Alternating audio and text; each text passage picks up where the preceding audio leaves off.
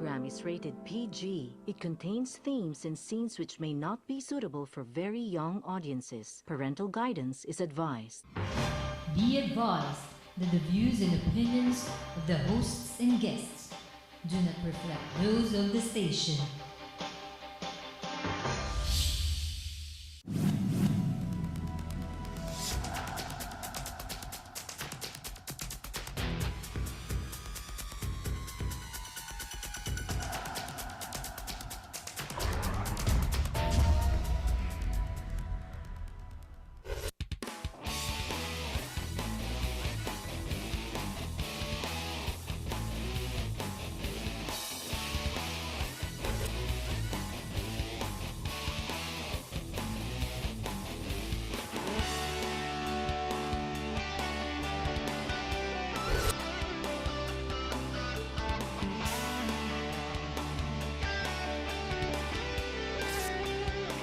You are what you watch. Hi, welcome to Talk to Harry. My name is Rommel Sangalang. I'm the guest host for today. I do have a wonderful guest that has a great company here in the Philippines. Her name is Kathy.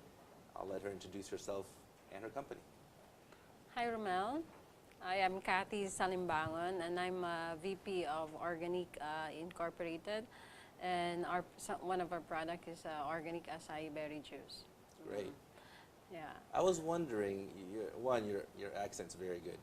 Obviously, I'm not from here, but so did you spend some time away from the Philippines, or just out of curiosity about your background? Yeah, 2001, we migrated to Canada, Toronto, Canada. I used to work as a nurse, and my husband an IT, and then after, like, we even joke ourselves that we're kind of gypsy, because after 4 years, we moved to Texas. Then from Texas, Houston, Texas. And then from Houston, Texas, we moved to California, LA. So we stayed there around 4 years. Okay. Yeah. In LA, you were a nurse as well? Yeah, we were nurse. I'm a nurse, and my husband is an IT. And it was tough moving around. But then when we get the opportunity of promotions and like near business experience, then we grab that. We just pack our things, put it in the minivan, and then just go. Absolutely. Yeah. You're the perfect guest for me, because I'm asked to do interviews only when we have very great companies, entrepreneur spirit, never say die type attitude, and I think that would be perfect for you. Yes. My Thank next you. question really is, where originally are you from in the Philippines? I'm from Cebu. I'm Cebuana. I'm Bisaya. Okay. Yeah, and I really grew up having business in the conversation of our table with my father. He's a he was a self-made man. He really implanted in our mind that you won't get rich with working. You have to wages. Profits are better than wages. So yeah, and it really instilled in my mind when I was working as a nurse, like everybody was saying, you have a good paying job, why look for another opportunity? And it's if it's not in your heart, it's so hard, like, to do it every day. But I'm happy that you still have work and you have a high paying job. But in my experience, I really when I was working, I really felt like I really put it in my mind that it's my business, so that in a way it really improves me personally, not just a worker. Yeah. That's great. And again, it's an interesting concept that you mentioned, that your father and your basically family was taught that having your own business, being able to create something that you have built and owned and having your own profits, when did he start doing that? Because I have young children, 4 and 7, and I've not yet taught to them about what Daddy does, so they're curious, and I don't think they can explain to their friends what I do. But when did he start doing that, and when did you grasp what the family did? I remember when even when we were young, we could see our father doing business, because I'm a father's girl, Papa's boy. Your daddy's girl. Daddy's girl. So I usually sit, with him, and he's doing all these negotiations. So, much, as far as I can remember, yeah, when I was still a, Very, very young. yeah, very, very young. Oh, I'm behind the times then. I'm going to sit my daughter down. She's only 4, but she's going to learn now business. That's what we've been doing with our kids now. Okay. Yeah. And how many kids do you have? 3. Three. I have college already. And yeah, so, and I realized the importance of that when we were like, you know, when I was married already, I have my own life. I realized the importance of that. But that time when we were a kid, we said, oh, what is he talking about? You know, yeah, Yeah. so pretty much it really helped me. That's great. Yeah, yeah. Now, with organic specifically, I know you were working as a nurse, and nurses in the United States get paid very well. Now, obnoxious hours and definitely draining, but rewarding as far as financially. What brought you from that crossroad to being a nurse to deciding, you know what, I'm gonna start something new and build something myself? Tell me about that situation and where that stemmed from. Actually, when I was working as a nurse, I never planned to work forever as a nurse, right?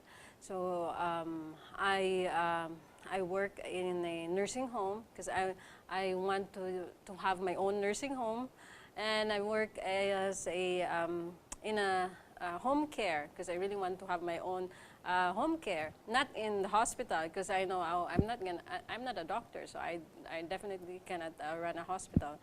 But then my husband used to work in a manufacturing company for a nutraceutical products, all these organic products that's been manufactured in California and sold in California and elsewhere in the world. So he pretty much was the idea. He was the one who introduced me to this idea of the natural supplement, because when I was working as a nurse, I realized that, because I specialize in geriatrics, old people. Okay. So I realized what you become, like what's your health when you're old, really, you know, really the lifestyle you had before really impact your health when, you know, when you're old. That's true. So, and we give them like tons of medicine, like really tons of medicine, because it's free there, right? Yeah, it's Medicare, sure. Yeah, Medicaid. so I really felt bad, because like one side effect after another and after another, you have another medication, Right. so you can't really see the patients progress. Yeah. And I realized, okay, we have to do before growing old, we have to really take care of our health, Yeah. right? So. An ounce of prevention Yeah. is worth a pound of medicine. Yes. Pound of cure. Yeah, Sure. that's true. And then, luckily, my husband worked in a nutraceutical company which concentrates on organic, healthy products. So when he decided to move back here in the Philippines, because I think we're ready for a business, he approached his boss, which is very close to him. I think because of his kindness also, because that time when the market crashed in 2008, Oh yeah, it was bad. it was really bad. And my husband was still there, and I moved here in the Philippines like 6 months earlier than him. So his company has 3 manufacturing company in South LA. So they decided to like move everything in one big location. But then in the process of moving, like almost when they're almost done moving, their loan from those banks cut off because the banks. It was a credit crisis. Yeah, so like they need, I think, around $40,000 to continue moving the equipment, all these big equipments. So my husband was saying, okay, how much do you need? And said 40,000. And you know, because you know, the way we work is we really feel like it's our business. Yeah. So we have the passion for it. So my husband said, okay, I can lend you the money. And his boss would go, oh, really? And Maybe I pay you too much. I don't know. yeah. So, but without even thinking when can you pay me back or what? You know, nothing about that. It's just the kindness.